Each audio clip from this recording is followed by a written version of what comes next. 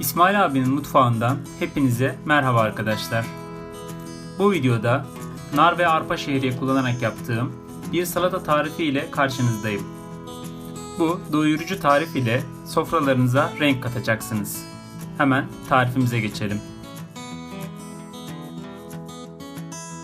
Bu tarifte kullanacağımız malzemeler 1 adet nar, 1 adet limon, 2 adet köz biber, yarım çay bardağı zeytinyağı, 2 su bardağı arpa şehriye, 3 adet salatalık turşusu, 3 yemek kaşığı nar ekşisi, mısır, 2 çay kaşığı tuz, 7-8 adet ceviz, dereotu, maydanoz.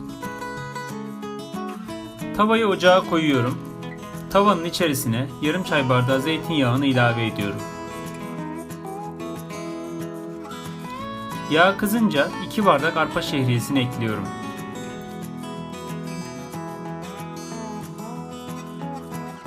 Arpa şehriyeler renk alıp kızarana kadar karıştırıyorum. Kanalıma abone değilseniz destek olmak için kanalıma abone olup videomu beğenmeyi unutmayın arkadaşlar. Arpa şehriyelerini orta ateşte kavuruyorum arkadaşlar. Yüksek ateşte şehriyeler yanabilir. Buna dikkat edin lütfen.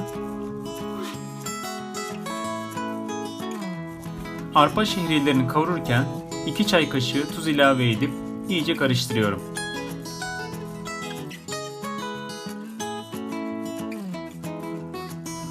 Şehriyeler renk aldıktan sonra 3 su bardağı su ilave ediyorum. Burada kullanacağınız su ılık su veya kaynamış su olabilir.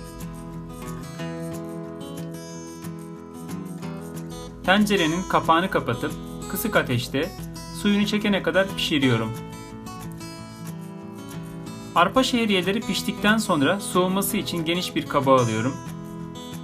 Şehriyeler ılık bir hale gelince içerisine doğradığım salatalık turşularını ve köz biberleri ilave ediyorum. 200 gram haşlanmış mısırı da ekliyorum. Temizlemiş olduğum 1 adet narı ilave ediyorum.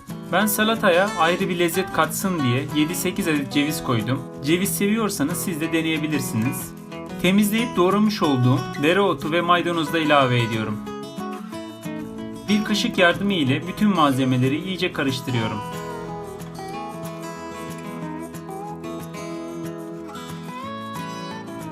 Malzemeleri karıştırdıktan sonra 1 adet limonun suyunu ekliyorum. Benim limonum biraz küçüktü. Ben 1 adet limon ekledim. Eğer sizin limonunuz büyükse siz yarım limon ekleyin arkadaşlar. Limondan sonra 3 yemek kaşığı nar ekşisini de ilave ediyorum. 2 çay kaşığı tuz ilave edip bütün malzemeleri tekrardan karıştırıyorum. Eğer salatanızın yağı az gelirse tercihe göre biraz daha zeytinyağı ekleyebilirsiniz. Malzemeler ne kadar iyi karışırsa yerken eklediğimiz bütün malzemelerin tadını o kadar iyi alırız. Narlı arpa şehriye salatası hazır arkadaşlar. Deneyecek herkese şimdiden afiyet olsun. Kanalıma abone olup tarifler hakkındaki görüşlerinizi yorum kısmına yazabilirsiniz. Videomu beğendiyseniz arkadaşlarınıza tavsiye edip beğen butonuna basmayı unutmayın. Yeni tariflerde görüşmek üzere.